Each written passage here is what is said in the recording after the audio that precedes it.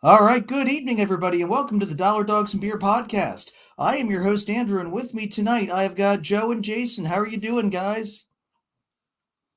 Doing okay, man. How you doing?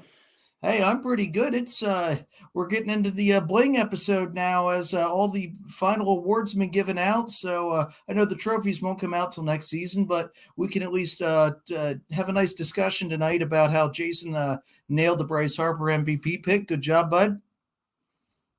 Thank you, sir. Thank you. Thank you. We'll be talking a little bit about that later. And I'm sorry that I was also correct about Austin Riley, but we'll talk about that later too. Yeah. But yeah, it's exciting that award season has wrapped up here, and we're truly into free agency, collective bargaining agreement, all the fun stuff that we have to deal with in the off season now. And the craziness that it's going to be, because I have a feeling this offseason is going to be like almost none other, with the CBA expiring, and who's going to make jumps and get moves quickly and who's not. Now, again, we're not going to really get into that too much tonight. We're going to focus primarily on the awards. We're going to talk about the upcoming Hall of Fame ballot. And we're also, because the Royals just released them today, we're going to talk about the new uniforms that they're going to be wearing next year. Some major stuff, some minor stuff. All in all, I think generally a solid pick all the way around. So let's start as we always do. Joe, what are you drinking tonight, man? I'm drinking Four Roses and Mountain Dew. Good choice. Good Yeah. choice. Jason, what do you got tonight?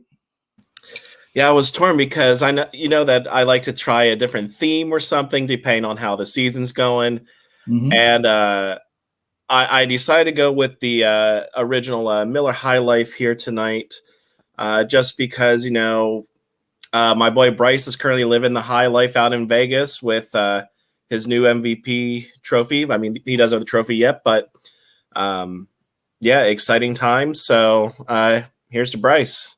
Yeah. Yeah, and honestly, well earned.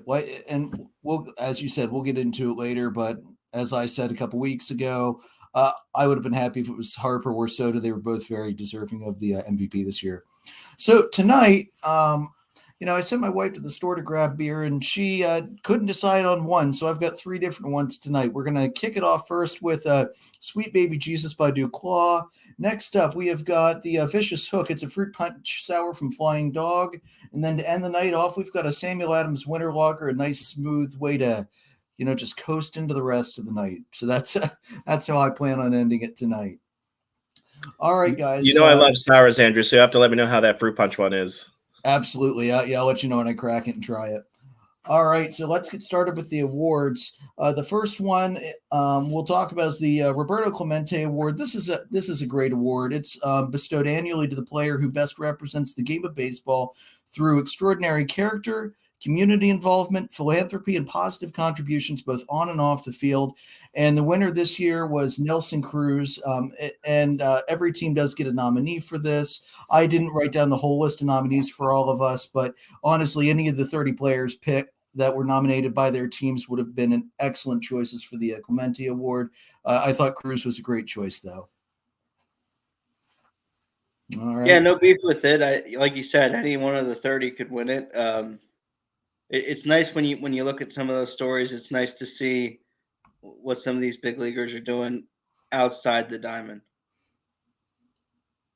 Yeah, especially because during the season, it's such a grind that we don't really think about it that often. We'll see more of the Phillies and Pirates and Nationals and Orioles stuff around here just because of where we are and local broadcasting and all that. But we really don't get to see outside of our areas or outside of our teams what these players do off the field. And some of the things these guys do is absolutely incredible when you consider the grind of a 162 game season plus practices and everything else. So mad props to all 30s, but especially to Nelson Cruz. All right. Yeah, next. And Andrew, sorry, I had trouble unmuting there.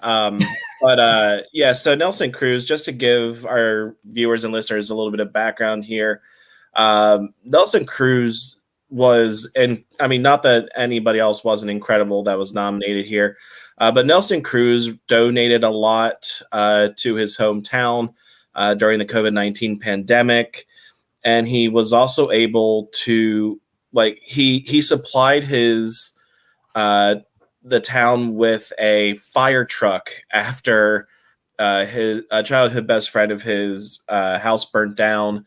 So he really did a lot of good in that year with his situation and with his hometown, Las Matas de Santa Cruz in the Dominican Republic.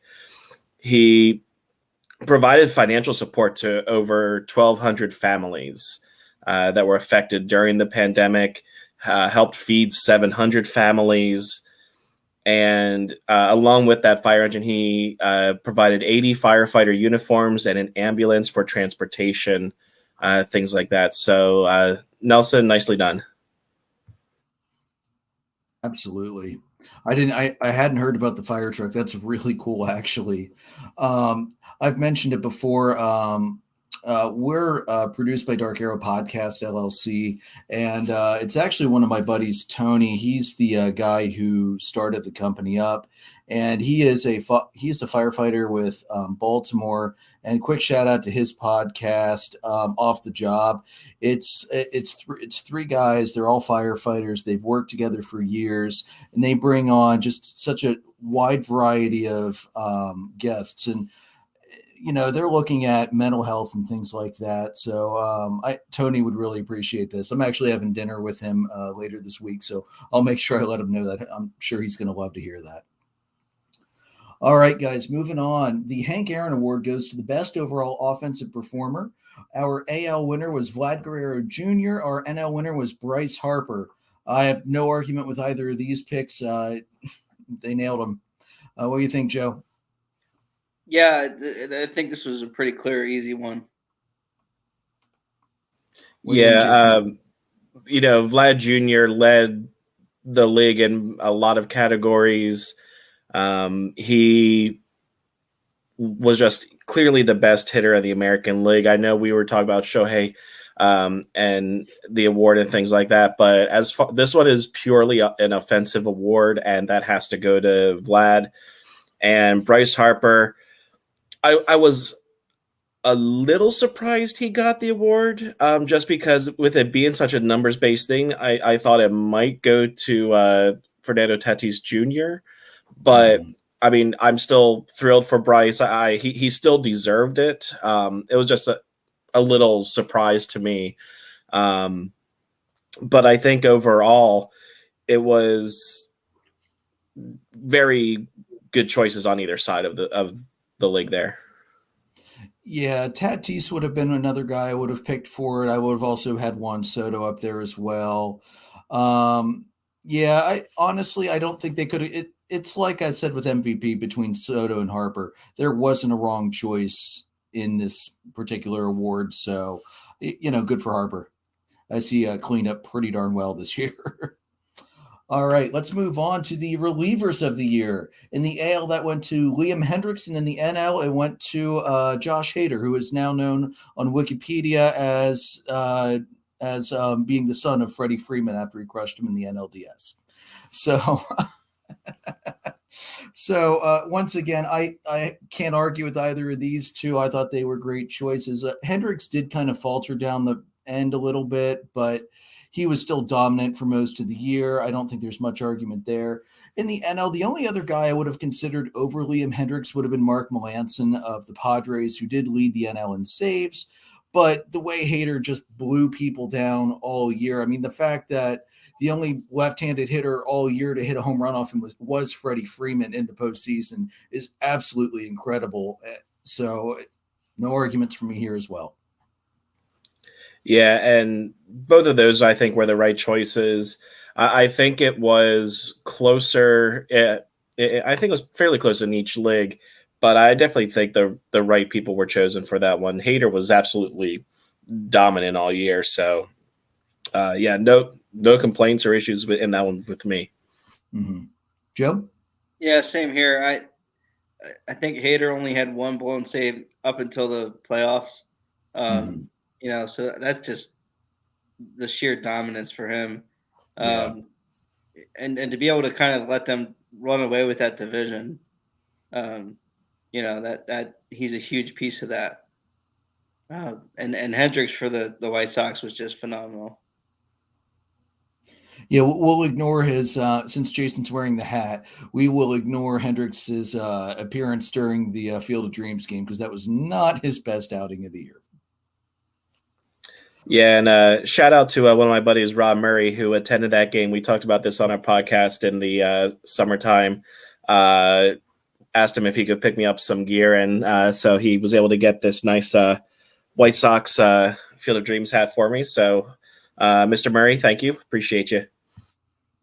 Yeah, that's a sharp hat, and he was the one who sent the pictures in to the podcast. Yeah, those pictures were absolutely incredible, man. We thank you once again for letting us put them up on the page. They were phenomenal. Looks like you guys had a great time out there. All right, the next award is an award that's not given out every year. It's the Commissioner's Historic Achievement Award. This is actually the first time it's been awarded since 2014, and Rob Manfred awarded it, of course, to Shohei Ohtani for his incredible two-way season that he had. I like that this is an award we don't see every year, and that's truly saved for special occasions such as this. And once again, I think they nailed the award perfectly. All right, let's move on, guys. So now we're going to get into some areas where I think we're probably going to be thinking, what were they thinking when they picked that guy? We're going to start off with the Golden Glove Awards, and we're going to start in the AL first. The winner for pitcher in the AL, Dallas Keuchel of the White Sox, which frankly was just about the only thing he did well all season, was field. First base was Yuli Gurriel of the Astros. Second base, Marcus Semien of the Blue Jays. Third base, Matt Chapman of the Athletics. Shortstop, Carlos Correa of the Astros. Left field, Andrew Benintendi of the Royals. Center field was Michael Taylor of the Royals. Right field was Joey Gallo of the Rangers and Yankees. And catcher was Sean Murphy of the Athletics. All right, guys. So what did you think overall of the Golden Gloves in the American League? Joe, we'll start with you for this one.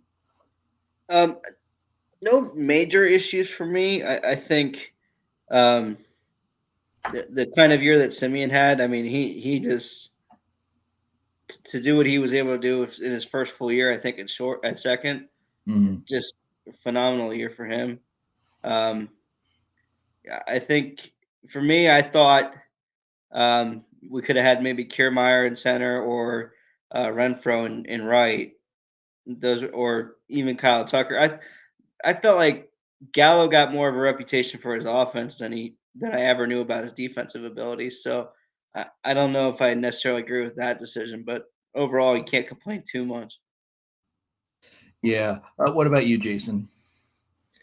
Yeah, I mean, everything here looks pretty good as I go through the list here. I mean, everything looks pretty fine. And I agree, Joe. Up until we get to the right field pick of Joey Gallo, I can't really pinpoint who I would put in there, but Gallo just something just seems odd for that one for me. But I mean, like Carlos Correa in there, he ended up getting a platinum glove. So, yeah, no real issues in this one for me. Yeah, I agree with you guys. Joey Gallo was the big surprise pick for me. I really thought it was either going to be Tucker or Renfroe over Gallo. I thought Benintendi and Taylor were absolute slam dunk picks for the rest of the outfield.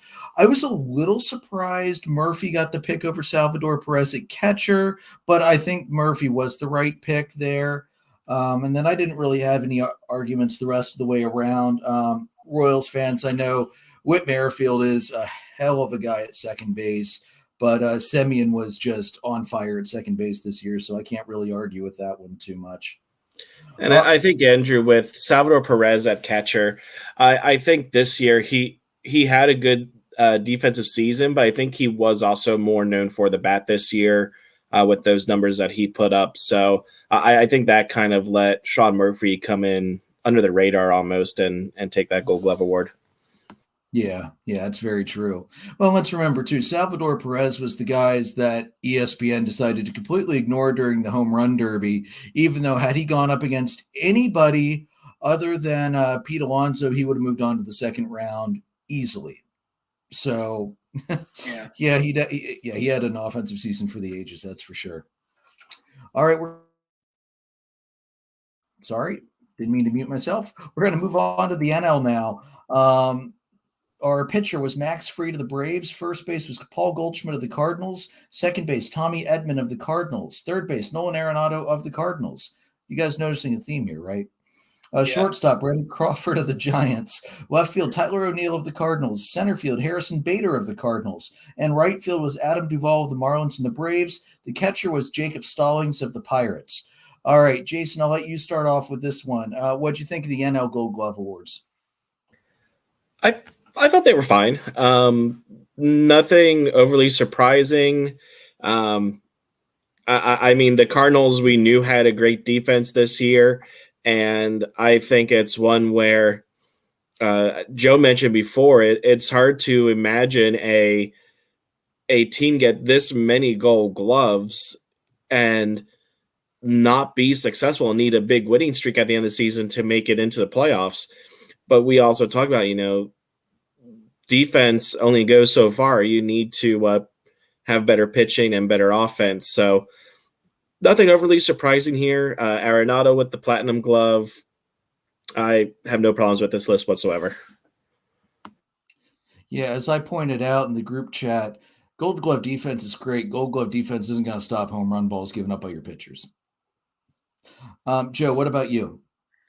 Yeah, no real issues here. A lot of, I mean, I get to see a lot of these Cardinals guys. So, Harrison Bader really impressed me this year. So I'm not surprised by that one at all. And Arenado playing for the Cardinals now, I've actually gotten to see him more. I didn't really know much about him, didn't follow him closely. The guy is a stud at third base. It's amazing what he can do. I think he's 5 years in a row with the Gold Glove, if I'm not mistaken, at third. So, I mean, the success is there. I thought maybe, if Zach Davies didn't walk as many guys, he might have been in a closer contention with Max Fried. But, he lets him hit him to him instead of walking him, maybe. Yeah, boy, isn't that the truth? Isn't that the truth? A couple of surprises, and one we did talk about in the group chat a little bit. Freddie Freeman versus Goldschmidt. I think wasn't the errors like 2-1? Goldschmidt had 1, Freeman had 2, or something crazy like that. So that's how close some of these awards were. So Arenado I think was 100% the right choice over at third base. I was a little surprised actually to see that. Austin Riley didn't make the final list of cut downs. But then I looked back and I was like, oh yeah, he's got a cannon for an arm and he saves a ton of runs and he also throws really wildly at times. So give him a couple years and he might be chasing Arenado for that, because the big one stat I saw that I thought was the only stat that might move Arenado off was that Manny Machado and Austin Riley covered more field area than any third baseman, because you'll remember, guys, when the Padres and the Braves do that weird shift on 2 strikes to a lefty, they pull the third baseman way out into right field deep as like almost a middle outfielder out there. And Machado and Riley were by far the 2 guys who covered the most range for the year. So I thought that might be, but I'm not really surprised it was Arenado. And Arenado was also our Platinum Glove winner. I mean, the dude's so smooth. He reminds me a lot of an Ozzie Smith at shortstop, if we're being completely honest. He is so smooth with the glove. I was a little surprised by Tyler O'Neill in left. I was not surprised by Harrison Bader. I actually thought A.J. Pollock was going to sneak in and take this one. But that said, can't argue too much with O'Neill. And then the other one I was really happy to see. I was really happy to see Jacob Stallings finally get the credit that he deserves, considering he plays for Pittsburgh and gets basically ignored most of the season. Because if I'm not mistaken, he did not allow a single passed ball this past year. And considering how wild, and Joe, you can attest to this better than anybody, how wild that Pittsburgh Pirates pitching staff is, that's particularly impressive. So, all right, so let's move on to the Silver Sluggers. We'll get away from the defense now.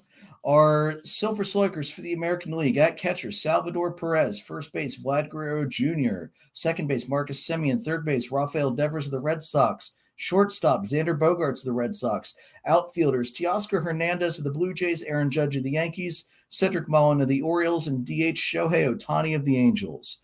I didn't have really any argument with any of these. Joe, how about you?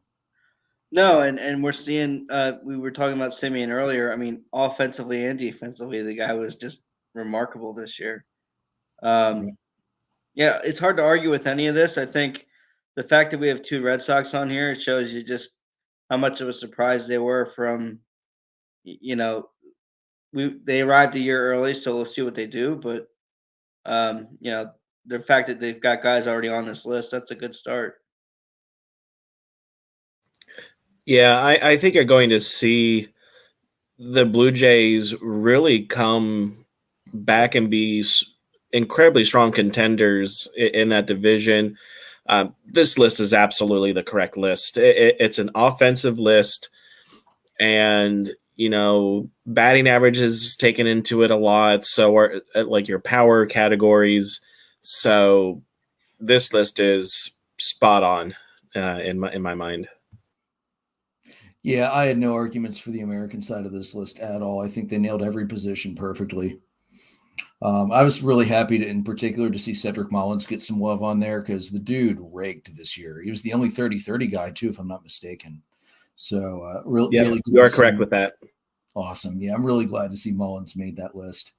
All right, the NL Silver Sluggers. We had Buster Posey of the Giants at catcher, Freddie Freeman of the Braves at first, Ozzie Albies of the Braves at second, Austin Riley of the Braves at third, Fernando Tatis Jr. of the Padres at shortstop, Juan Soto of the Nationals in the outfield, along with Bryce Harper and Nick Castellanos of the Reds, and our pitcher was Max Fried of the Braves. So not surprising to see the World Series champions the way they were mashing throughout the playoffs, to see them have so many Silver Sluggers on here. Joe, what'd you think of the NL list? Yeah, no super issues with it. I mean, the Braves did what they had to do in the second half, in particular, offensively. So that shows in this list. I don't know. I don't have too much issue with it, but what about you, Jason? Yeah, this one's fine too. Outfield is 100% spot on there. Buster Posey, he had a resurgent season this year, and he kind of went out on top a little bit, at least personally. Got back into the playoffs, had a division title, and actually today he was named Comeback Player of the Year for the National League. No surprise in the American League there with Trey Mancini, but Freddie Freeman is probably the best. One of the best hitting first basemen in the league. Maybe slightly behind Vlad Jr. right now, but clearly the top in the NL.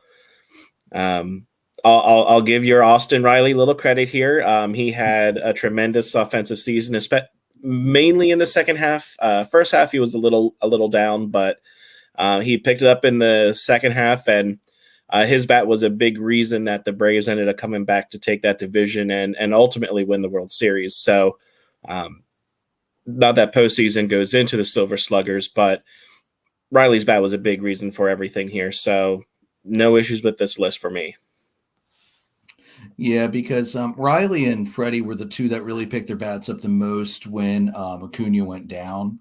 From the guys that were on the team at the start of the year, ignoring all the additions at the trade deadline. I was glad to see Ozzie get on there too. Ozzie has an incredible bat and an incredible amount of power for a guy that is so diminutive. He's, especially when he's batting from the right-handed side against lefties, he has so much pop in that open stance he uses. So I was really happy to see Ozzie get on here. I was really happy they put Castellanos on here because he was injured for a good chunk of the season. And when he came back off the IL, he just kept raking right where he left off. So I was really happy to see that. I honestly feel a little bit bad for Winkler getting knocked off by Juan Soto because he had an incredible season as well. I mean, that was arguably the best outfield in baseball for a good chunk of the first half of the season. That was an incredibly dangerous part of that Reds lineup. So, yeah, one thing I wish they would do with the Golden Gloves, Silver Sluggers, they just pick 3 outfielders. I wish Golden Gloves would go back to the best 3 outfielders instead of by position, because so many of these guys play multiple positions in the outfield, especially with late game defensive changes. So I can't remember when they switched Golden Glove, because I feel like it used to be 3 outfielders and then they changed it to by position. Go back to 3 outfielders. That was a lot better. All right, let's move on. The manager of the year. In the American League, the winner was Kevin Cash of the Tampa Bay Rays, and he won that. It was a pretty good lead, but Scott Cervais of the Mariners was a fairly close second. It was 109-71, and then it fell off pretty quick after that with Baker, Montoyo, Cora, La Russa, and Hinch. I really think they should have picked Cervais over Kevin Cash. I know the Rays won 100 games. I know they were the number 1 seed in the AL, but they were also expected to be a really good team. Whereas I don't think many people at the beginning of the season thought the Mariners had a snowball shot in hell at even sniffing the wild card. So that's why I really think it should have gone to Scott Cervais, but that's just me. Jason, what do you think?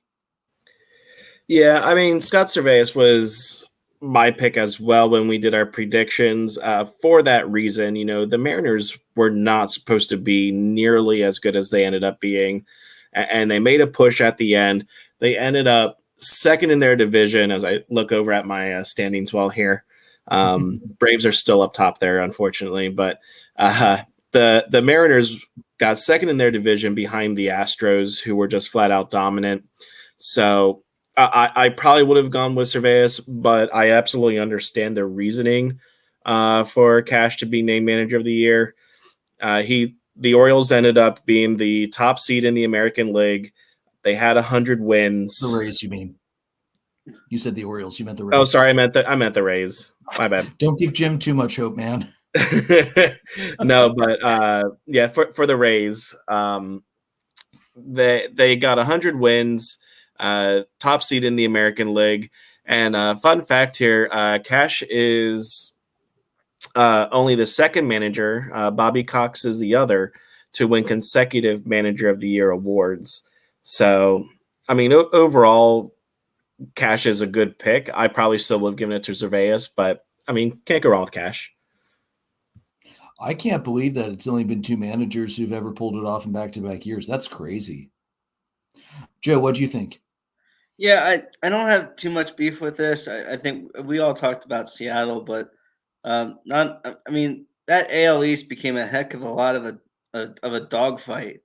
I think if that had stayed, them with a huge lead, I don't think he wins this award. I think the fact that became a dogfight and they still stayed on top and won 100 games, it's a slam dunk there, I think. Yeah, absolutely. I can't argue with that logic there, Joe. All right. In the NL, the Manager of the Year award went to Gabe Kapler of the San Francisco Giants, and he won this pretty much in a landslide. He took all but 2 of the first place votes, had 143 points, and second was Craig Counsell of the Brewers. He had 75 points, and it really fell off quick after that. Mike Schilt was third at 25 points. Brian Snicker was fourth at 21, and Dave Roberts picked up 6 points to round out the end of the NL managers. No arguments here. I think they nailed the pick. Yeah, MLB best 107 wins, won the division, unseated the Dodgers, who were defending world champs, and won that division, 3-4 plus straight seasons. So, yeah, Gabe was absolutely the right choice in that one, no doubt. Yeah. Anything from you, Joe? Yeah, I mean, the NL Central was such a crappy division. The fact that Council got even one first place vote, to me, it's like it's a crappy division.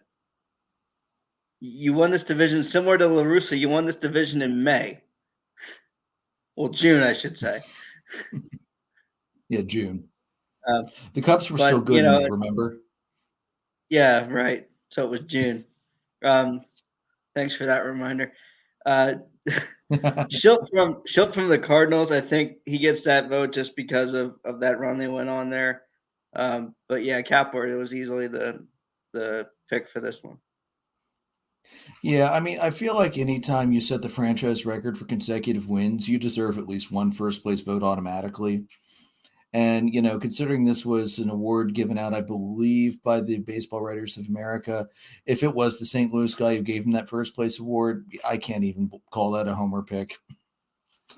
All right, let's move on to the Rookie of the Year. In the American League, it was won by Tampa Bay Ray, Randy Arozarena, and that was not even really close. He had 124 points and took the vast majority of the first place votes. Also receiving votes, Luis Garcia of the Astros, Wander Franco of the Rays, Adolis Garcia of the Rangers, Emmanuel Clace of the now formerly Indians, now Guardians, Ryan Mountcastle of the Orioles, Shane McClanahan of the Rays, and Alex Manoah of the Blue Jays. Joe, what do you think? Did they get it right in the American League? Yeah, I think Mountcastle is a because he's an Oriole, like it just screws you. I know you guys have talked a lot about him. I think if Franco played more than half a year, he might be closer to this. But I think this was an easy one. Go ahead, Jason. Yeah, I'm still shocked that Ryan Mountcastle did not get what I thought he deserved, which was at least a finalist position or something. He had a tremendous rookie season. And don't forget, Randy Arozarena did play a little bit last year. He was a big part of their 2020 postseason push to the World Series where they lost against the Dodgers. So this was his first full season, so he does qualify. And he was the third rookie to go 2020 and leading all rookies, had a 274 average. So based on your finalists and how that went, I mean, I think all three of us predicted Randy Arozarena, I think. I forget if you had started out with Wander, Andrew. I don't remember if you changed to Arozarena or not. But I think Randy getting the full season in is what gave him that award over Wander. Yeah, I did start with Wander. I'm pretty sure I did switch to Arozarena because of the full season aspect of that. Yeah, I don't have an issue with Arozarena winning the award. Like you said, Jason, the only issue I have is that Ryan Mountcastle got absolutely hosed in this voting. He should have gotten far better than 10 points. Don't agree with that one at all. All right, moving on to the National League. We had the winner was Jonathan India of the Reds. He picked up all but one first place vote. He had 29 of the 30, picking up 148 points. Second place was Trevor Rogers of the Marlins at 86, and then Dylan Carlson of the Cardinals, Patrick Wisdom of the Cubbies, Ian Anderson of the Braves, Tyler Stevenson of the Reds, Frank Schwindel of the Cubbies, David Bednar of the Pirates, and Vladimir Gutierrez of the Reds. What do you think, Joe? Do you think they nailed this one? Yeah, I mean, for 2/3 of the season, we thought Cincinnati had a shot, I think. So we talked about how great they were offensively all year up to a certain point, and this is pretty easy. I was surprised that Schwindel even qualified, but hey, I'll take 2 votes for the Schwindy City. Yeah, I was thinking he might have had a shot at the award next year if he didn't qualify this year. It's almost too bad that he did qualify for it this year. Joe, I'll let you finish up it, and then I'll go over my stuff for the Rookie of the Year. No, that's pretty much it. I was I didn't know that he would qualify.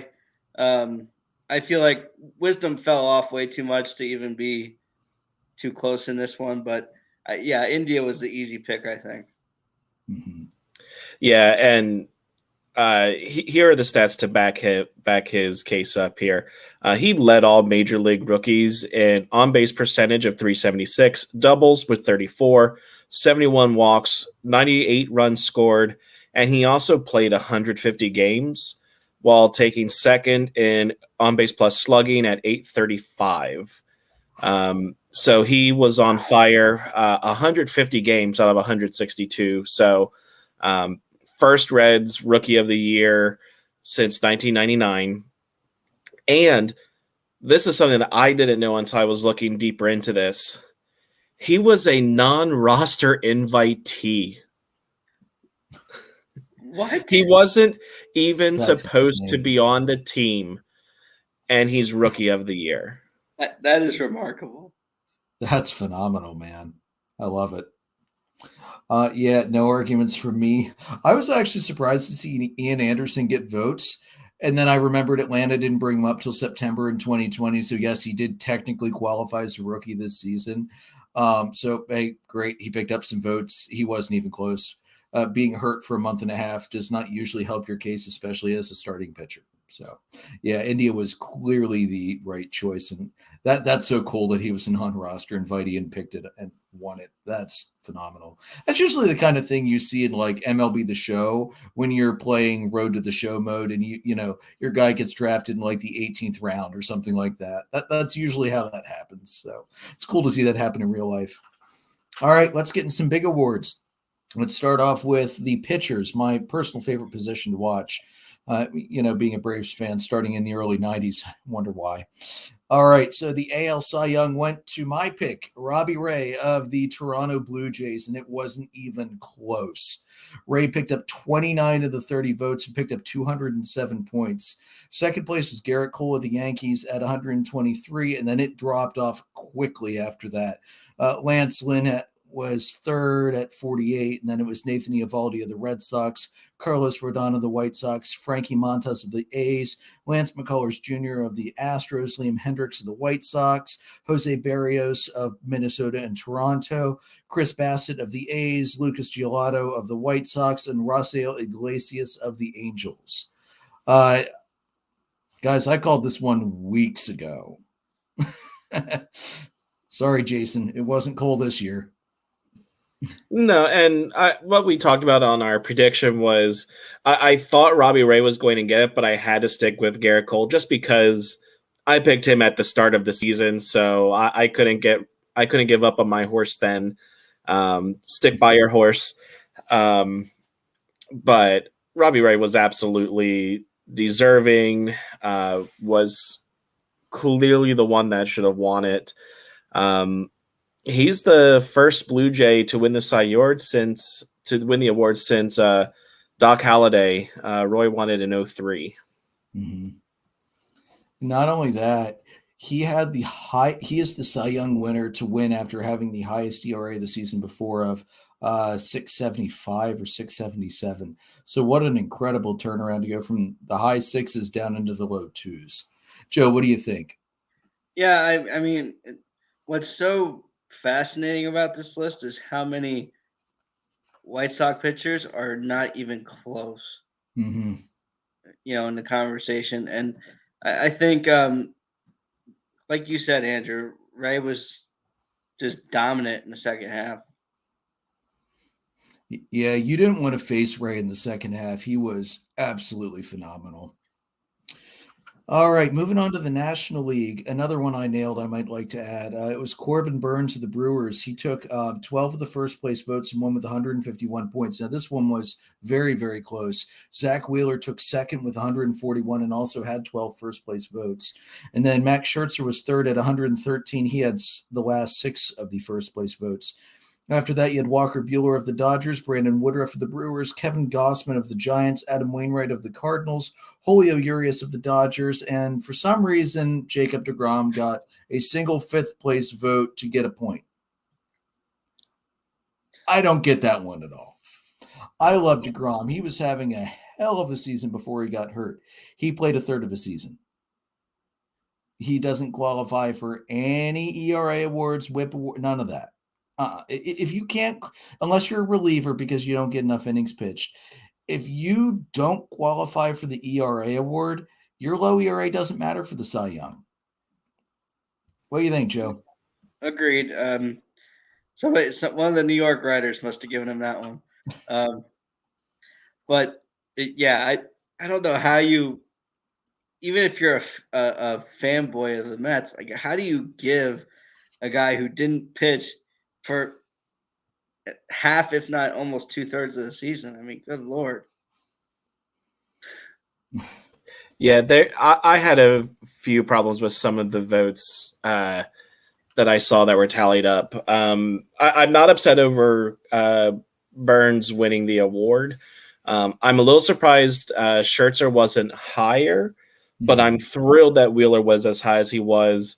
And when you look at more things, like it's very possible that Zach Wheeler had a strong case to even take over Corbin Burns. I think the ERA and some of the wins were what did it, because Zach had a September was not as kind to him. He did have a little higher ERA, but the big thing that I look at here, Wheeler pitched a lot more innings and still had those stats that he did. So I'm a little disappointed that it seems like that the voters did not take innings pitched into account like they should. And the ones that did, I think, are the ones that gave Wheeler those 12 first place votes, which tied Burns. So he pitched a lot more innings and had extremely comparable stats. So I think in a full give those extra innings or more starts to Corbin Burns, it's very possible that Zach Wheeler overtakes him for the Cy Young Award. But my biggest problem with the voting was a writer gave Zach Wheeler a fifth place vote. And there's no reason that he should have gotten anything below a third or fourth place vote. I think he got one or two fourth place votes too, which I still have a problem with. I think even Burns had a fourth place vote in there, which to me, if you gave them a fourth or a fifth place vote, you deserve to have your voting rights revoked from the BBWA. So, Jason, this was, I don't remember the reporter's name. You tweeted it earlier. This was a Reds reporter, and this was what his ballot was. First place he gave to Burns. Second place was Scherzer. Third was Bueller. Fourth was Woodruff. Fifth was Wheeler. Burns, yeah, I absolutely, I agree with the first place. I'm okay with Scherzer at second. Bueller over Wheeler, I think you could make an equal case for Bueller and Wheeler, because Bueller, he didn't have the strikeouts or the innings Wheeler had, but he was utter dominance almost the entire season. Woodruff ahead of Wheeler, that's complete and utter garbage. Wheeler should have been no lower than fourth place on that ballot, and you could third place would have been acceptable in my eyes too. Yeah, go ahead, Jason. Sorry. Yeah, I was gonna see if I could try and find that tweet, because he also tried to justify it and share what it was. So I'll see if I can find this here in a quick moment. I have a lot of Harper MVP tweets that I need to scroll through first. Understandable. While you do that, I think the other thing that really held Wheeler back was he did not get a ton of second place votes either. It was really kind of all or nothing for Wheeler, which was a little surprising. And that's it. Scherzer made this such a hard decision. Any of those top three guys, Burns, Wheeler, and Scherzer, were great picks to take the NL Cy Young this year. Let's be honest. I did find the tweet here. It was from Charlie Goldsmith. He gave his Cy Young ballot, and then his justification was, I put less stock into innings pitched if you're close to the top of the leaderboard. Woodruff was harder to hit, had a better strikeout rate, and in my evaluation was a better pitcher this year. Wheeler is also very good. Wheeler is more than very good. And very good. to ignore innings pitched in a pitching award is trash. Woodruff was hard to hit, so was Wheeler. Wheeler had more strikeouts than Woodruff did. So strikeout rate and strikeouts, you need to look at all of those. And I just think that his justification of that is absolutely terrible. And just to give you a little more update here on the Zach Wheeler to Burns comparison, Zach Wheeler threw 27% more innings with an ERA only 12% worse than Corbin Burns. Wheeler had a 2.73 ERA, 213 and 1/3 innings pitched. Corbin Burns 2.43 ERA, only 167 innings pitched. It's good that wins don't really matter anymore, but you need to look at those innings pitched a lot more in my mind. Yeah, they should have been considered more. I do agree with that. I'm still okay with Jardy not throwing him in that last game. My God, he had done enough. And for a game that didn't matter, that would have been the stupidest thing in the world to run him back out there to try and get back ahead of Ray for the MLB strikeout lead. Yeah, you can't risk injury for the guy who's going to be your workhorse for the next few years. So yeah, especially because he does have an injury history from his time with the Mets. So you don't want to bring that juju back on him. Joe, did you have any other thoughts on that very, very interesting ballot from one of your division rival writers? Guy's trash. It's ridiculous. I mean, yeah, like Wheeler was just too good to be fourth or fifth. That's ridiculous. Mm-hmm. Yeah, I just don't understand that. Woodruff was good for like a month or a couple months, and then he seemed to fall off in the second half, I thought. So I don't care if he's harder to hit. Who had the more consistent, steady year from a stat standpoint? And Wheeler was the guy. Yeah, and I think Woodruff was even one of our top picks around the midway point of the season before he fell off in the second half, and Burns kept his dominance going. So, I have no problem with Woodruff as a pitcher this year, but he should not have gotten a Cy Young Award vote above Zach Wheeler. Yeah, I definitely agree with you there. Like I said, I think you could make a debate for Wheeler versus Buehler for a little bit at the 3 versus the 4 spot, because Buehler was absolutely phenomenal this year as well, as was pretty much all of that Los Angeles Dodgers pitching staff. I mean, that was a ridiculous wealth of pitchers they had. So, why Jacob deGrom? You're going to throw away a 5th place vote on Jacob deGrom? I could think of probably 20 pitchers, starters and relievers, who are worth wasting a single 5th place vote on over a guy who's been injured for 2/3 of the season.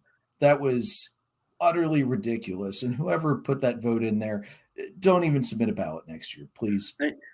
I got 2 crappy pitchers for you: Zach Davies and Jake Arrieta. Well, I don't know. Arrieta was hurt a lot. Yeah, Davies is worth more worth a 5th place vote over that. Jeez Louise. I mean, give Vinny Velo a Cy Young vote there. Yeah. Matt Moore. I mean, honest to God, Craig Kimbrell's first half with the Cubs before he got traded was better than Jacob deGrom. Like, give me a freaking break. All right, let's move on. That's enough of that crap. That guy's an idiot. All right, the MVP. Let's go to the AL. Shohei Ohtani. Dude, we're doing American League first. Come on. We've been doing that the whole time. Shohei. Yeah, in the AL, Shohei Ohtani was the 19th player in baseball history to be chosen unanimously, taking all 30 of the first place votes, giving him the 420 points. Vlad Guerrero Jr. was second with 29 second place votes. I don't understand why Salvador Perez got that 1 second place vote ahead of Vlad Guerrero. That was ridiculous as well. Third place was Semien. Fourth place was Judge. Correa was 5th. Ramirez was 6th. Salvador Perez 7th. Matt Olson 8th. Cedric Mullins 9th. Brandon Lowe 10th. And then Devers, Bo Bichette, Xander Bogaerts, Jose Abreu, Nathan Eovaldi, Robbie Ray, Garrett Cole, Jose Altuve, Teoscar Hernandez, Kyle Tucker, Mike Zunino, Austin Meadows, and Mitch Haniger. Because sure, let's give it to pitchers. It's not like they don't have their own major award or anything. Joe, what do you think of the AL? I think they nailed it. It took me a while to get on the train, but I got on the train, man. Shohei. Yeah, this was no doubt. I mean, it's not only a stat-based award, it's a regular season award that's also for the player who is the most valuable to their team. And really in the American League, yeah, you have a lot of playoff teams, that had really good players on them. Same in the National League. But Shohei Ohtani being the two-way player that he was, and not just being a two-way player, but being great at both, he's absolutely the most valuable player to his team in the American League. He batted .257, .372, .592 slash line, 46 home runs, 100 RBI, 103 runs, and 26 stolen bases. I mean, those are incredible numbers in any year for an offensive player. Now, he wasn't the top offensive player in the league. That goes to Vladdy. But he pitched and was one of the top pitchers in the league. 9-2 with a 3.18 ERA and 156 strikeouts in 130 and 1/3 innings. So, this was easy to pick. Yeah, what I said last time, I stand by it. I still think Vlad should have been MVP, but I knew it was going to be Shohei Ohtani. Yeah, I can't argue with it. So we'll move on to the NL. Vladdy needs to learn to pitch. The crazy thing, the dude could probably throw a 98-mile-an-hour fastball for an inning or two.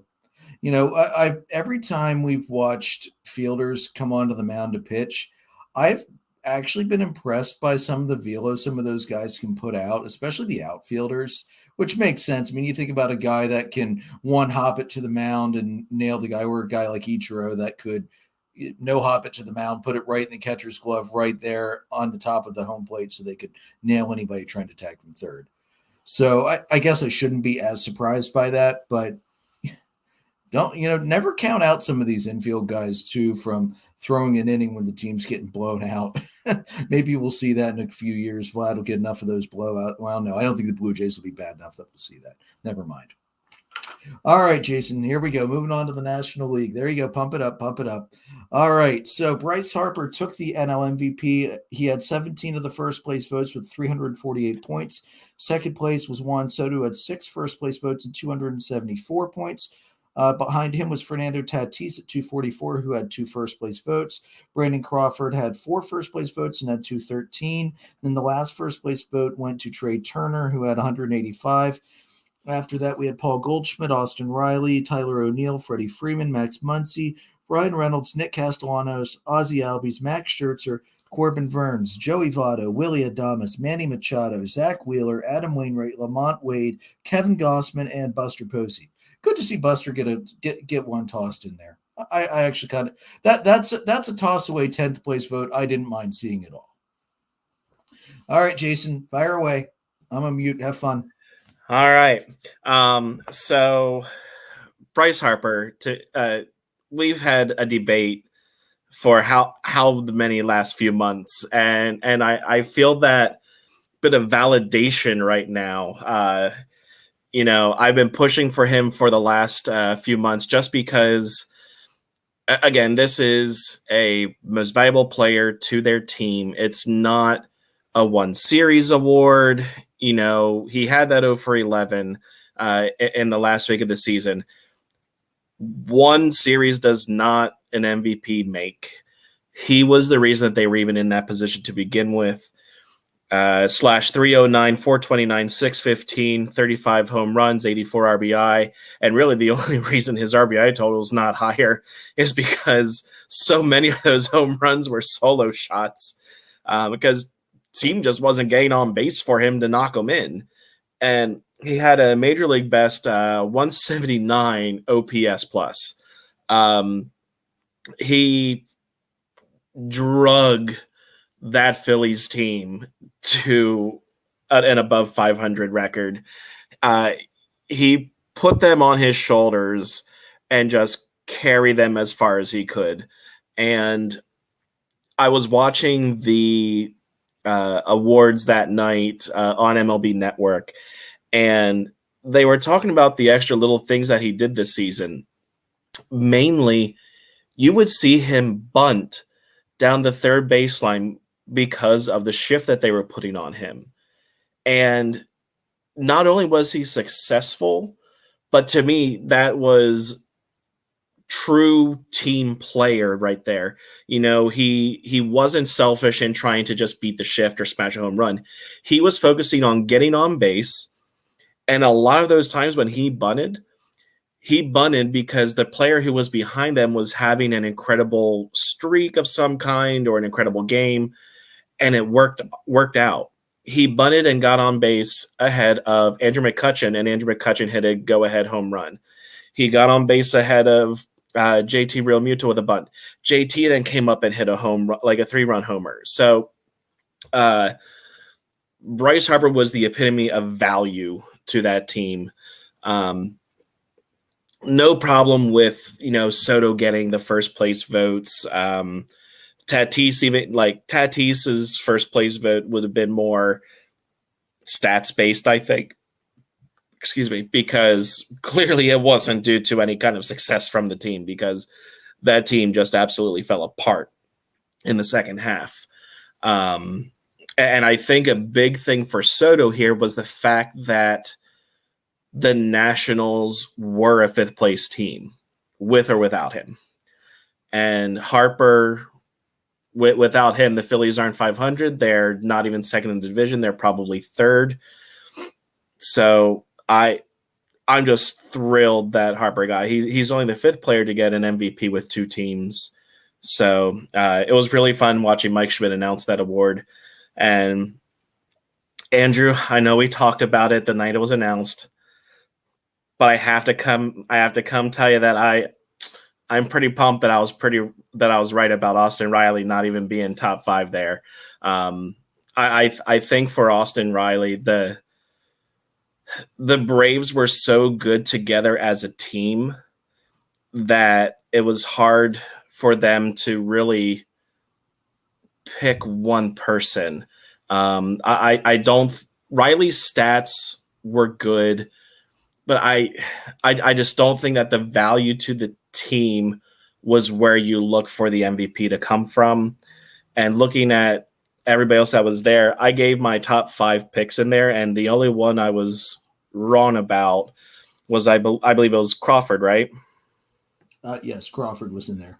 Crawford was in there. I think I had Paul Goldschmidt in there, and he ended up being just out of the top 5. So Austin Riley had a great year, but he was not MVP level overall. If it included the postseason, I think you see Riley get it, but it's a regular season award. So yeah, I'm pumped about Harper winning that award. Joe, before you hop on for 1 second, I do want to apologize to people that are going to be listening to the audio. Jason, you did cut out partway through there. There was some kind of a Wi-Fi glitch. So apologies for anybody who's going to be wondering what the heck happened in the middle of that. That's what happened in the middle of that. All right. So Joe, go ahead. Yeah. What's interesting to me with the MVP is that the finalists in both leagues were non-playoff teams. So I think Toronto making the push is why Simeon was in third. And Harper won this strictly because of what Jason already said. He put the team on his back, and they're he's the only reason they were even within striking distance.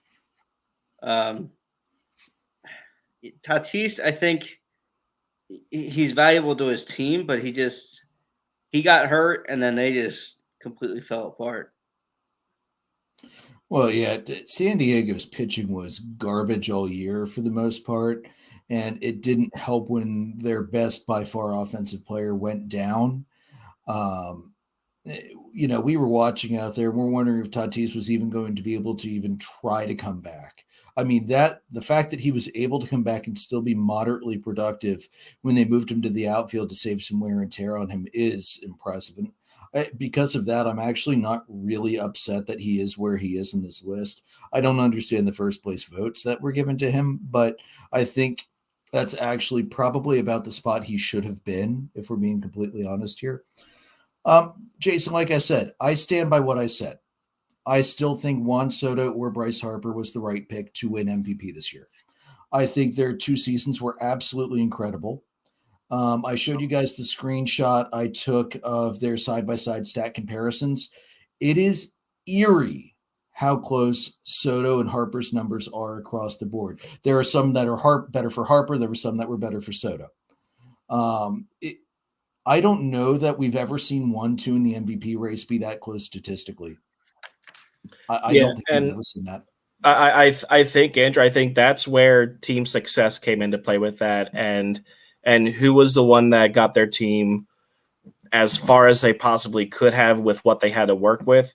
Yes, Juan Soto had nothing to work with, but the Nats were to work with. Right. The Nats were a fifth place team with or without him. This is where Harper won the award. He took a team that literally was giving him nothing. You know, his best security in Rhys Hoskins went down midway through the season, and they could not get a bat behind him that was threatening enough to warrant giving him the pitches that they could, but he still tore it up. It was one of the best second halves I think we've seen in the game in modern era, as far as the second half that he had. So I think team success is where Bryce and Juan were separated. Yeah, that probably is the key there.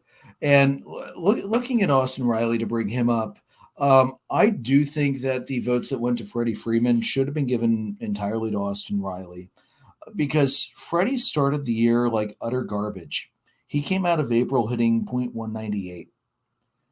That was the point where his adorable son Charlie looked at him and said, "Dad, you need to start hitting better because I want to go to the All-Star game and see Fernando." Because Fernando is Charlie's favorite player outside of his dad. And but for the record, guys, Charlie got to meet Fernando and walked away with a whole bunch of autographed gear for it too. And actually, I think if I remember right, during the home run derby, he would between batters, he would go between Freddie and Fernando, just whose shoulder he was sitting on to watch the home runs fly out of the park. And let me tell you, from watching videos that Freddie Freeman has posted Instagram, don't be surprised to see Charlie Freeman in the major league someday. His swing is incredibly smooth, and he's like 8-10 years old. Like Chipper Jones has gone on a record saying he wished he had a swing that smooth at that age. And that's saying something coming from Chipper. Yeah, because Chipper had one of the smoothest swings I ever saw.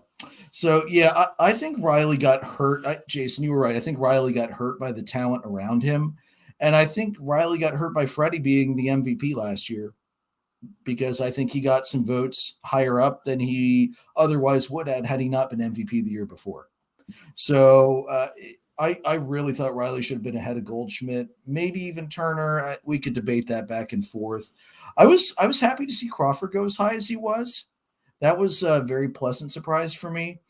And then again, why are the damn pitchers at the bottom of the list? What the hell are they doing in the MVP?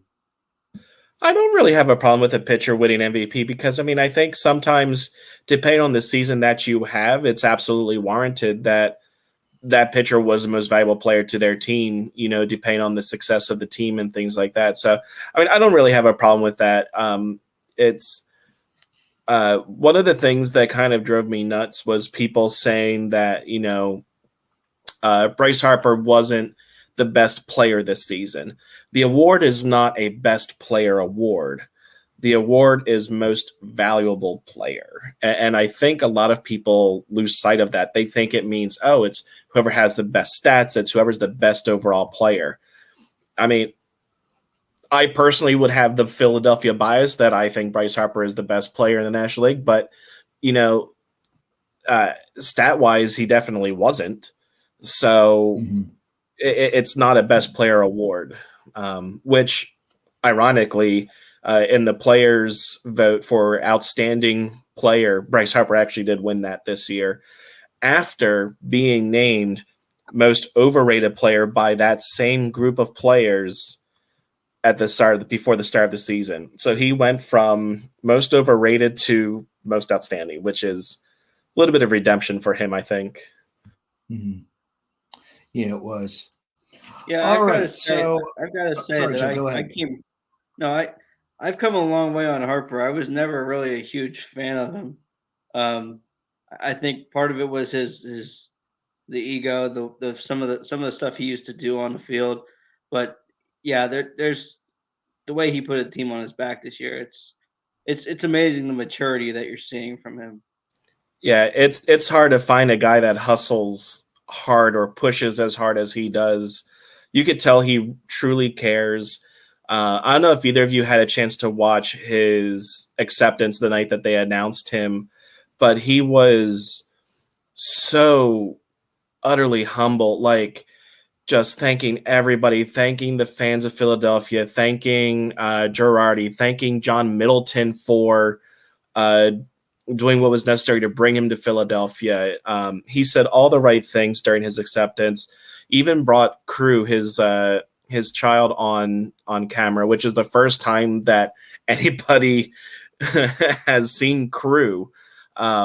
So he's just matured, and he is such a fun player to watch. I could not stand him when he was on the Nationals. Granted, some of that is probably due to bias from not really liking the Nationals either, but he's been everything I hoped for him more when he came to Philly. I don't know. That was all bias. He was pretty. He was kind of a jackass with the Nationals. We can all be pretty honest saying that he has grown up and matured a ton in Philadelphia, and that's awesome to see actually. And the respect he has for his fellow players and the other stars of this league is commendable. I mean, he was among the first players to reach out to Ronald Acuna Jr. after his injury. After I think the first was obviously Jazz Chisholm, since it was his ball that caused the injury. But after that, Harper was almost not very long after that, and that was fantastic to see. Yeah, and I think he was one of the first ones to reach out to Freddie Freeman after the World Series title. Mm-hmm. Yeah, I absolutely adore having Bryce Harper on my team right now. Yeah, you should. That's 2 years in a row. The MVP was in the National League East. Shall we make it 3 in a row next year with Acuna, along with comeback player of the year? Speaking of comeback player of the year, as Jason announced earlier, the AL comeback player of the year was Trey Mancini. The NL player of the year was Buster Posey. I don't think we have any arguments with those picks. All right, jury rests. We'll move on from that one. Now we're going to look at the Player Choice Awards, and I think this is always interesting to look at because the players have such a different perspective of each other because they see each other all the time versus the writers who pretty much focus on their own area and then their division and then their league and then peripherally the rest of the league. So I always find these interesting to look at and see where they compare. So in the Players' Choice Awards, the comeback player of the year was the same. It was Mancini and Posey. Outstanding pitchers, AL went to Robbie Ray. In the NL, we had a little difference here. They picked Max Scherzer, which I don't really have too much of an argument with that. Scherzer was dominant all year until Dave Roberts blew his arm out in the postseason against the Giants for really no reason at all. Why the hell you didn't use Jansen in that game, I don't understand. Outstanding players went to Ohtani and Harper. Outstanding rookies. Ryan Mountcastle finally got some freaking love from the players. Thank you very much. And then Jonathan India of the Reds. So, guys, any arguments with any of the player choice awards? I thought the players nailed them, honestly. Yeah, I think the players probably did better there than some of the baseball writers did. So, yeah, no problem with any of those for me. Joe? Nope, nothing to add. I think they got it right. All right. A couple more special awards. The Marvin Miller Man of the Year Award, which this award is given to the player in either league whose on-field performance and contributions to his community inspire others to higher levels of achievement. That went to Marcus Semien of the Blue Jays. And then the Curt Flood Award. This award is given to a former player, either living or deceased, who, in the image of Curt Flood, demonstrated a selfless, long-time devotion to the Players Association and advancement of players' rights. And that went to Mark Belanger. I thought that was a phenomenal pick there. And then this is I until I saw this on the Braves Tomahawk Talk page, I didn't even know this award existed. There was the MLB Players Alumni Heart and Hustle Award. This is the only award voted on by the MLB Player Alumni and honors active players who demonstrate a passion for the game of baseball and best embody the values, spirit, and tradition of the game. And that went to Ozzie Albies of Atlanta. And I thought that was absolutely a fantastic choice for that award. He's a guy that you could see on every play. He's giving 110%. He's always in the dugout cheering his players on. And he's having a blast out there in the field. And especially when Ronald Acuna is right behind him, because Acuna and Albies are best friends, and you could just see them messing with each other all the time as they're going in and out from the dugout. So I thought, one, I don't know how I didn't know about this award. Maybe it's a relatively new award. But two, I thought that was a phenomenal pick in Albies. What do you guys think of the last three special awards? Joe? Yeah, I mean, we've talked about it a ton, but Marcus Semien. I mean, he had a special season, and we'll see what happens going forward for him. The Kurt Flood I wasn't too familiar with, so no issue there. And yeah, I mean, you just see with I know we give Acuna a lot of grief for his, overly expressive, 15-second walks to first base. But I think, they do bring a lot of passion, those two guys. So, Jason, anything? No, I think you guys really touched on it all. Good choices, things like that. So yeah, I have no problem whatsoever with that one. Awesome. All right, guys, let's move on a little bit. This was just dropped earlier today by the Kansas City Royals. The Royals have new uniforms for next year, some major stuff, some minor stuff. So first of all, we've got the home uniforms. There's minimal change to the home uniforms. The piping on the bottom edge of the sleeve is thicker, and this is something that's going to carry through to all of the uniforms. And that's really the only change they made to the home uniform. With the home alternate uniforms, the powder blue jersey stayed the same. The script Royals is just a plain white now. There's no royal blue outline around it or around the name on the back or the numbers or anything else. And the sleeve piping is solid white, and again, it's also thicker about that. None of the pictures that they released today showed royal blue pants. So I'm assuming that they're going to wear the home white pants again, which I think is too bad. I think they would look good with the the powder blue pants to match the jerseys. All right, and then moving on to the road uniforms. This is where we're going to start seeing some major changes. The biggest change you're going to see with the regular road uniform is that they're using a blocked vertically arched Kansas City across the chest in solid blue instead of the script font that they used to use. There's also no white outline with that. And then with the alternate jerseys, it's a navy blue top, the same Kansas City blocked vertically arched font. Previously, they had used the interlocking KC logo on the left-hand side of the jersey. So a little bit of a change there. So guys, what do you think? Joe, I'll start with you on this one. What do you think of the new jerseys for the Royals? It looks a little cleaner, a little bit sharper look. So I think it looks great. I think it's good to make some changes here and there. Mm-hmm. Jason, what about you?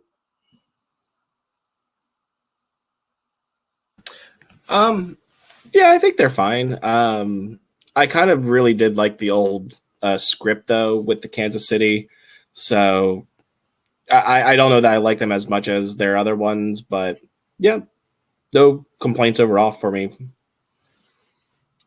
All right, so for me, the home, I loved it. The classic home jersey is a great jersey already. No need to change anything. The increased piping, it's a nice look. It'll pop a little bit on the field. I think it'll look fine. The home alternates, I want them to wear the powder blue pants so it all matches up. I think that would look better than the white pants. I actually liked with the alternate jerseys. I like that they got rid of the blue outline, so it's just the plain white on the powder blue. I think it's a very clean look. With the away jerseys, I like the change. I have one major problem. I don't know if you guys can see it in the pictures I put behind our pictures. Um, the Kansas City, they need to shift it over a little bit because the A that is stuck over the placket right here. So the A is actually broken up between here and there, and it drives.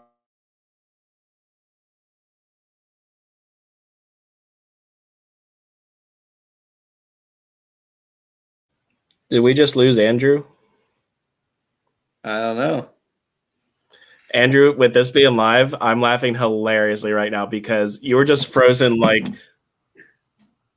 Yeah, I know. Yeah, I don't know what's up with the Wi-Fi tonight.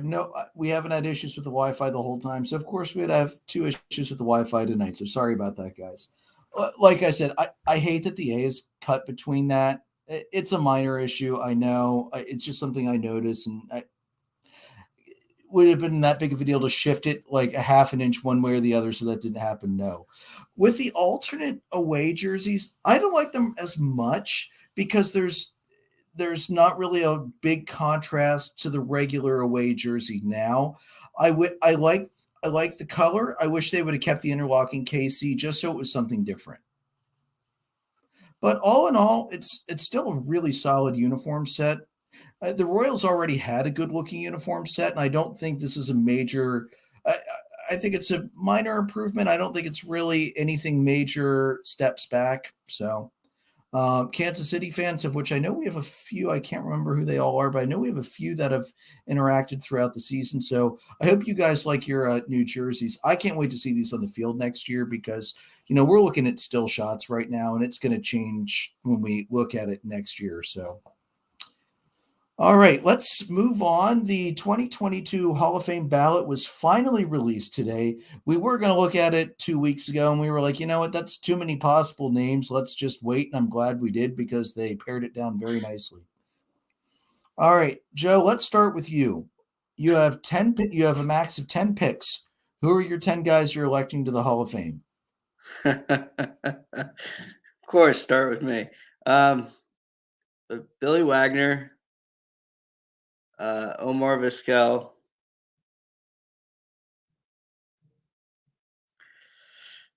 Schilling, Rollins.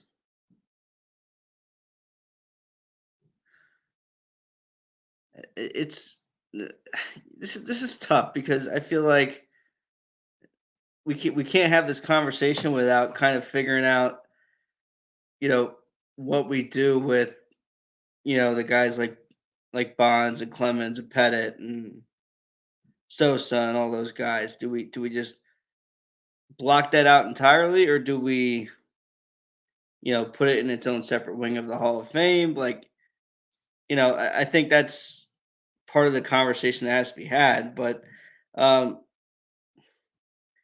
yeah, for me, Schilling, Rollins, Vizquel, Wagner. Um,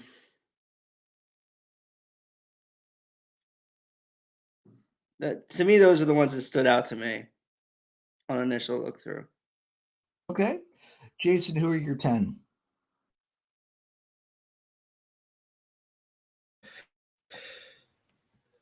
Yeah, I was going back and forth with some of these, just trying to figure out, do I go with people linked to steroids? Do I what do I do? What do I consider a Hall of Fame worthy? And all right, I'll just get into it. We could talk about later. I am going with Curt Schilling. While I don't agree with what he does in his personal life outside, his stats are there in the game. I think I would give him the vote. But I also he had 71.1% of the vote last year. I think he actually gets in this year. And I would give Curt Schilling a vote. I would give Scott Rowland a vote.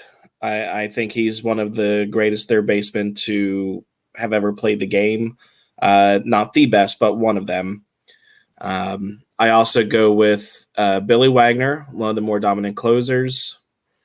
I would also add Andrew Jones in there. So that's 4. Of the first timers, I'm going to go with Jimmy Rollins and David Ortiz. Jimmy Rollins, multiple All-Stars, an MVP, World Series ring, one of the only players to ever go 30-30-30-30, I believe. He was a driving force, and his defense was phenomenal. So there's 5, and I think I'm going to do it. I'm going to put Barry Bonds, Roger Clemens, and Alex Rodriguez in the Hall of Fame.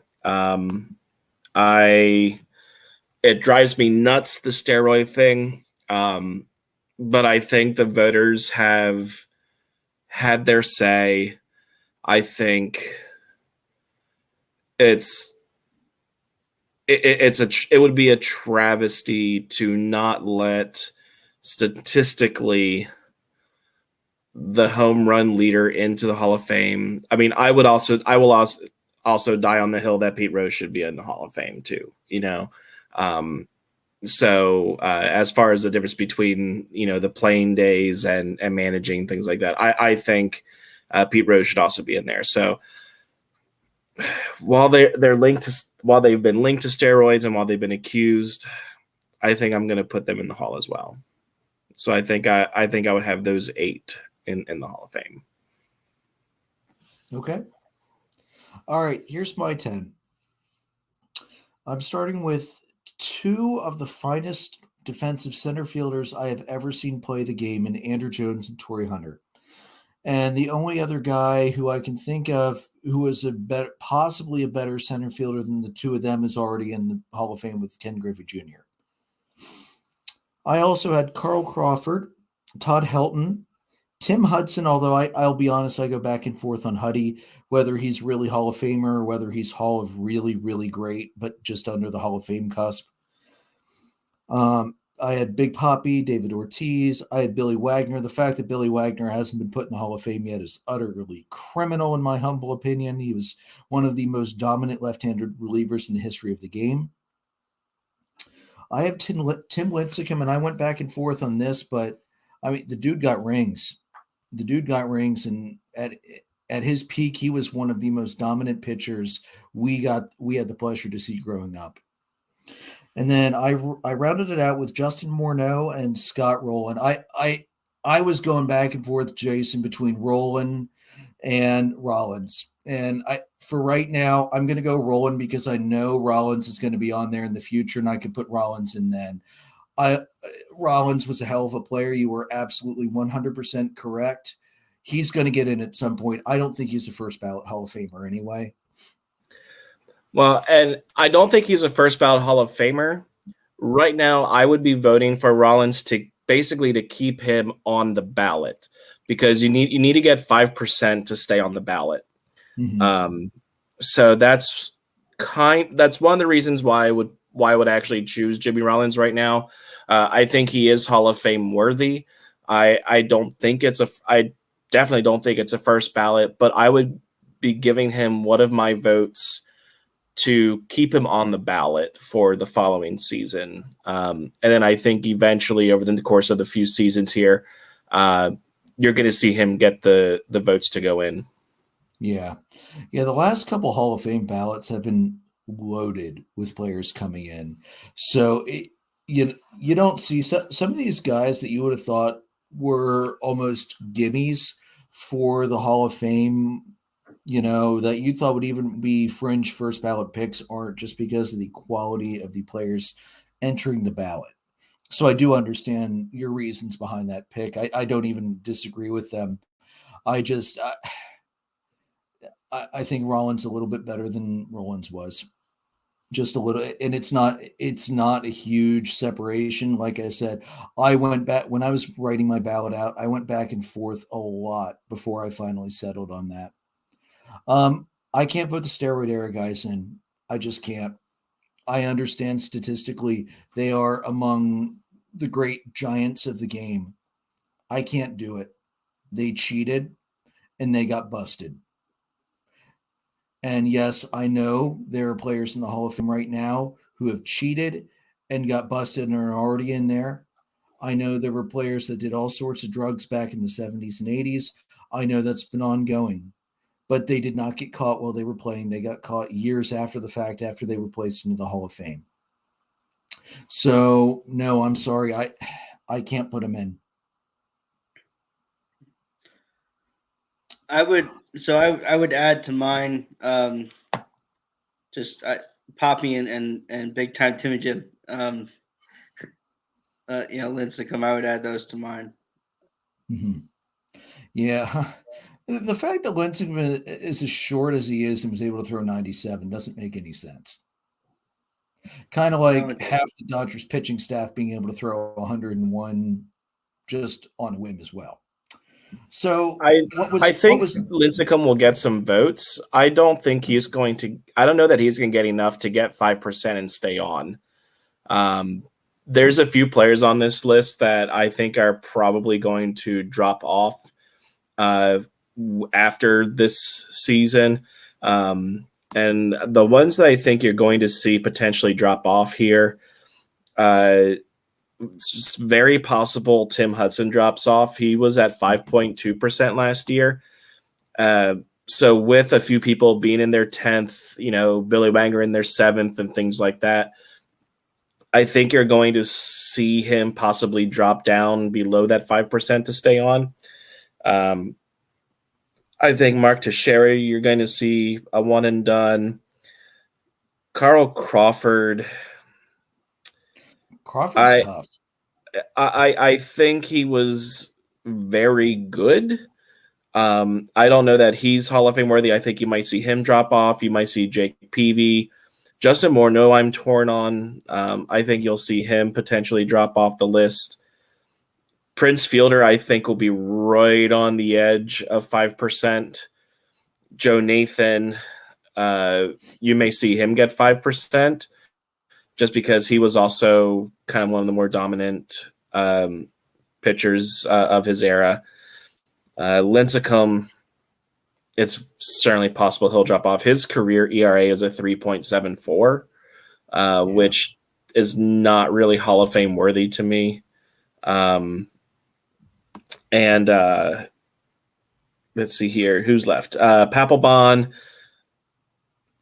He has potential to get in there. 2.44 ERA, 368 career saves. I believe he is or was the career saves leader for both the Red Sox and the Phillies. So you have potential there for him to be at 5%. AJ Pierzynski, I don't think you'll see him get 5%.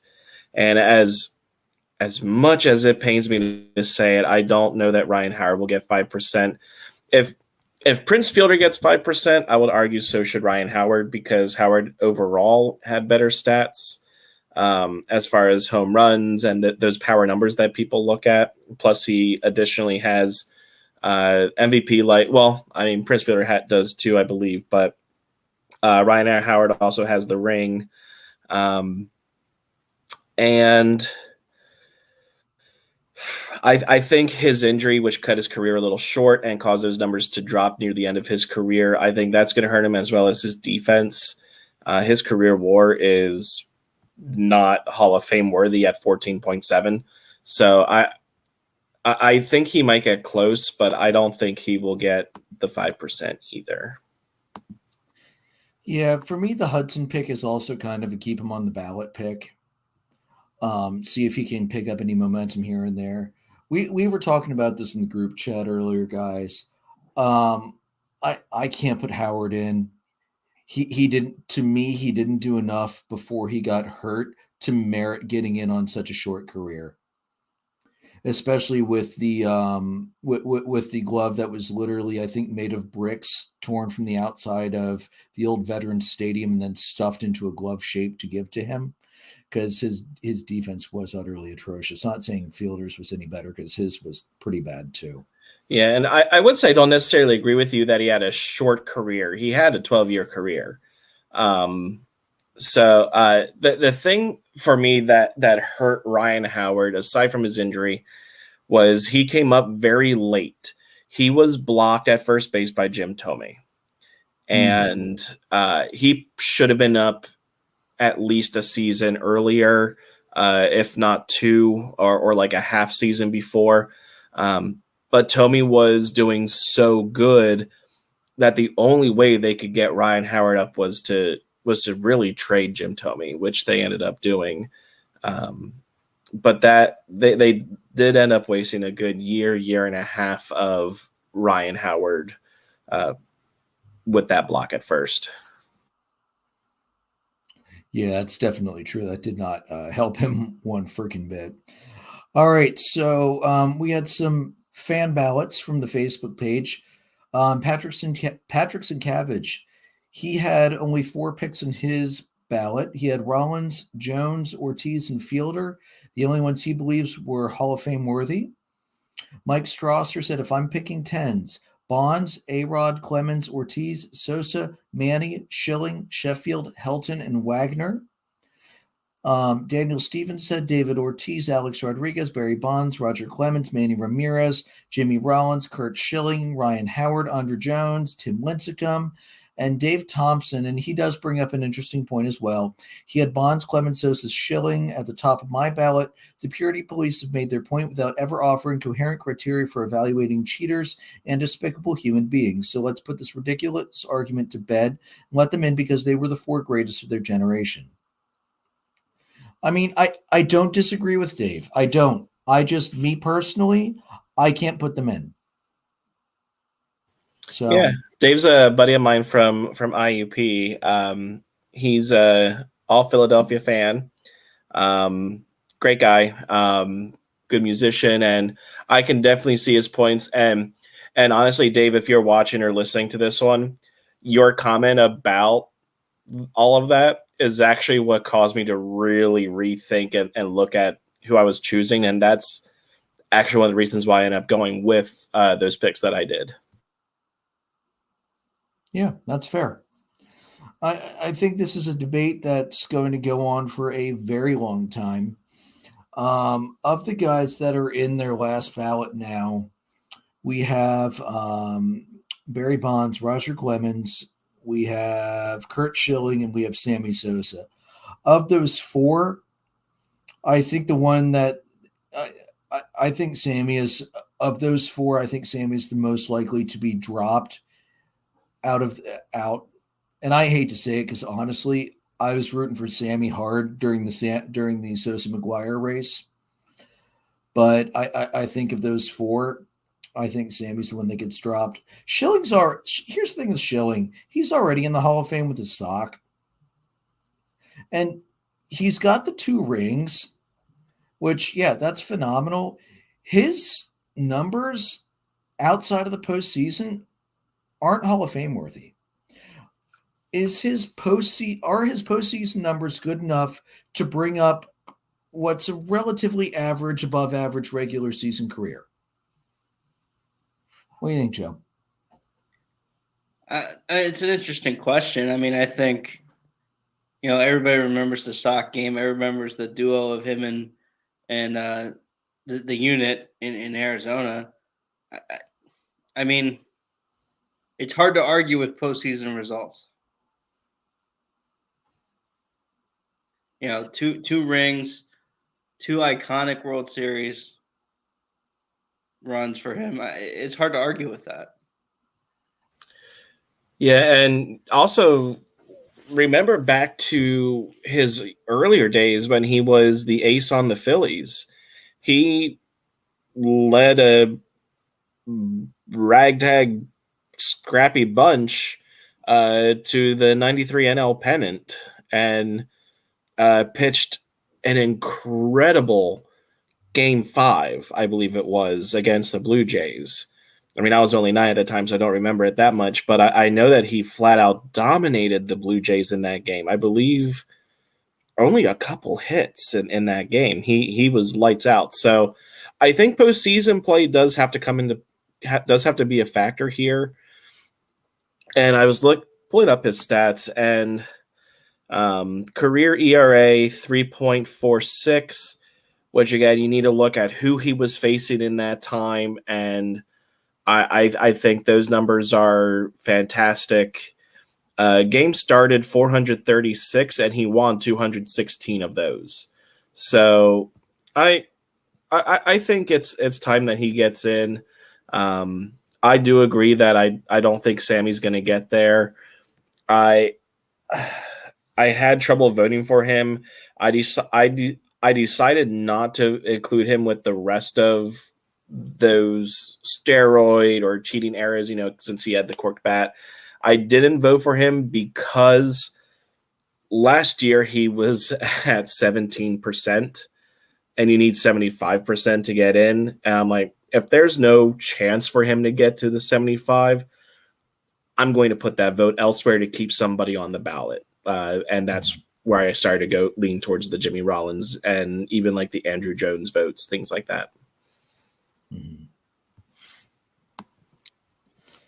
Yeah, it's definitely an interesting debate because I know we're never going to see another 300 game winner, which used to be the plateau you basically had to get as a starter unless there was an extremely extenuating circumstance.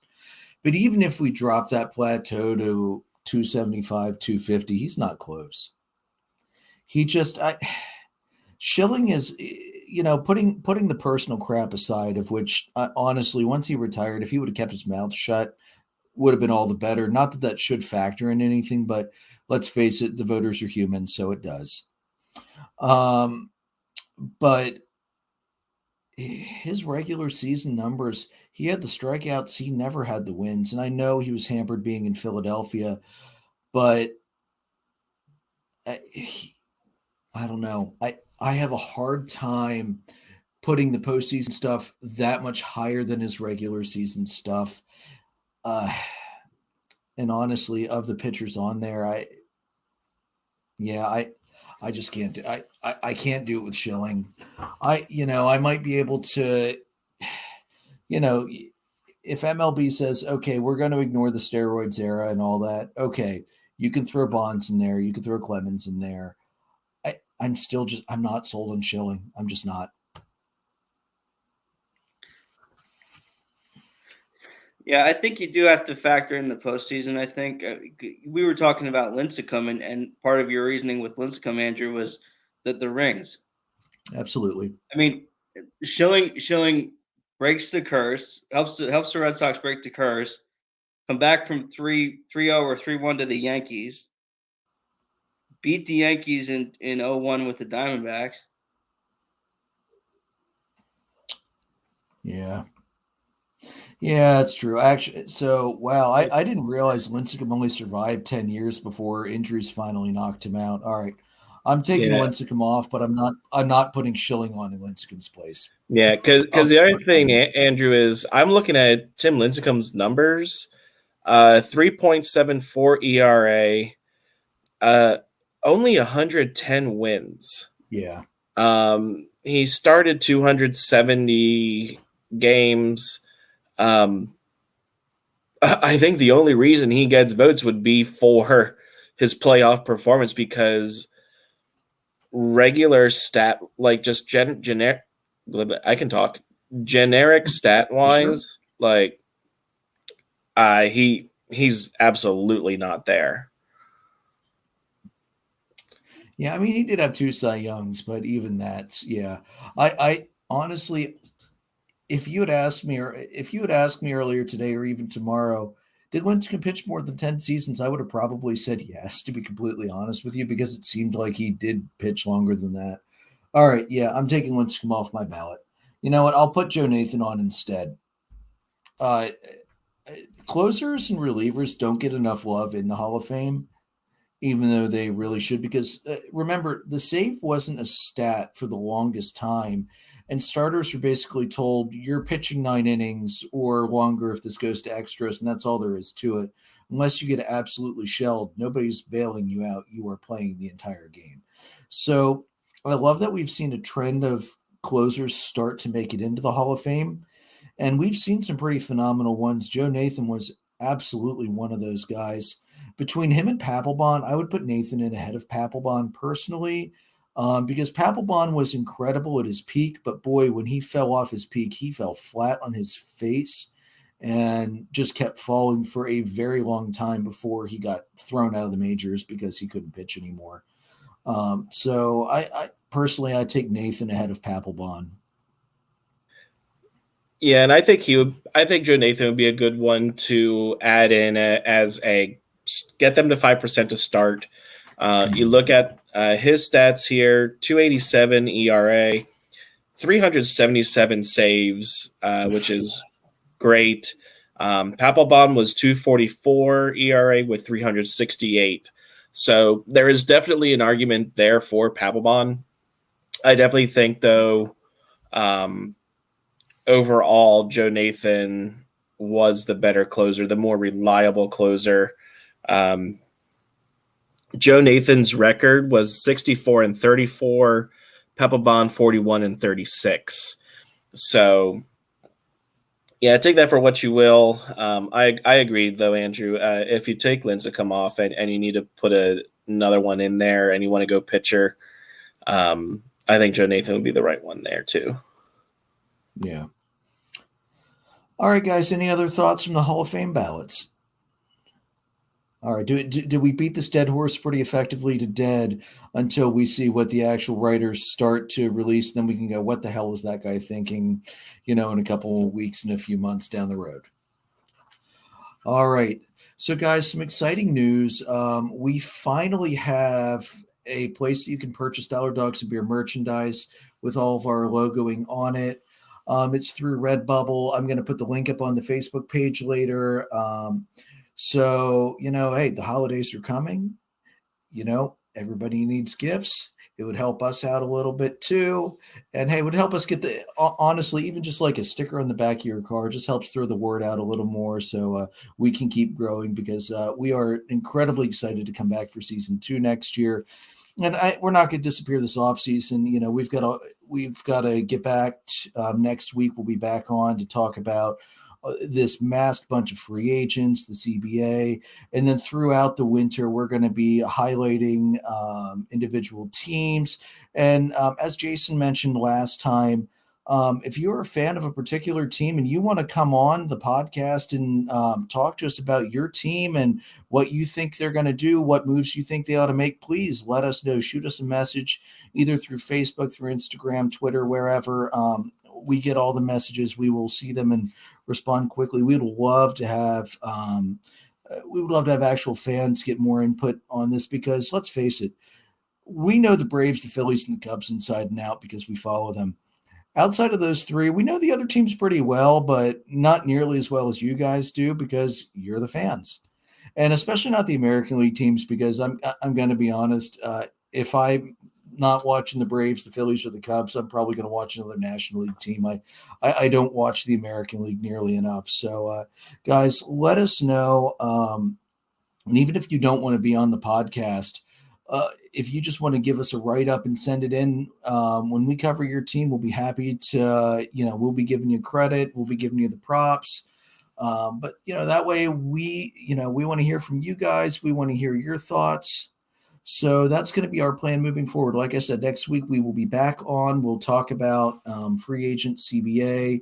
We'll see what happens after that, because either the CBA is going to, Manfred's saying, oh, our goal is to definitely get a deal done by December 1st so we don't have to lock out. Let's face it, we're probably heading for a lockout that will probably end January, February before spring training.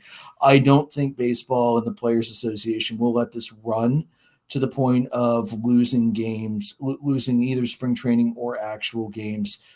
It took baseball years to recover from the devastation of canceling the 94 season and shortening the 95 season. So not only financially, the teams can't afford to do that, but, they saw how much the fans turned on them when they did it back then. So I don't think we're going to see that again. I really hope not. A temporary lockout, yeah, I could absolutely see that over the offseason, but we should see a deal, I would think, in the towards the middle of the end of winter. All right, guys. Do you guys have anything else for tonight before we wrap? Joe, you're good. All Jason? I want for Christmas is Dollar Dogs merch, baby. Yeah, definitely take a look at the store when you can. All the support is definitely appreciated, everybody. And I'm really excited to see where we go with this offseason, see who we can get to come in and talk about their teams. It'll be great if we could find somebody who's a fan of all 30 teams. I know you're all out there. We'll see if we can find you and get you on here. All right, guys. Well, you can find us on Anchor, Spotify, Breaker, Google Podcast, Apple Podcast, Pocket Cast, Radio Public, Amazon Music, and Spreaker. Follow us on our Facebook page, facebook.com/$dogsandbeer. On our Twitter page it's at DDAB_podcast. I copied the wrong sheet. My apologies on the closing there. You can find us on Twitter. I'm at PyroLord314. Jason is at JRIEKER300 until he gets around to making his new DDAB handle, which hopefully will be sooner rather than later. We'll have a poll or something. We'll have the fans pick my new Twitter handle. You know, I'm gonna put it up tonight because that's just easier. I feel like we need to get it going. Joe is at JoltonJoe35. We are presented by Dark Arrow Podcast LLC. May your dogs always cost $1. May your beer always be cold. Have a good night, everyone.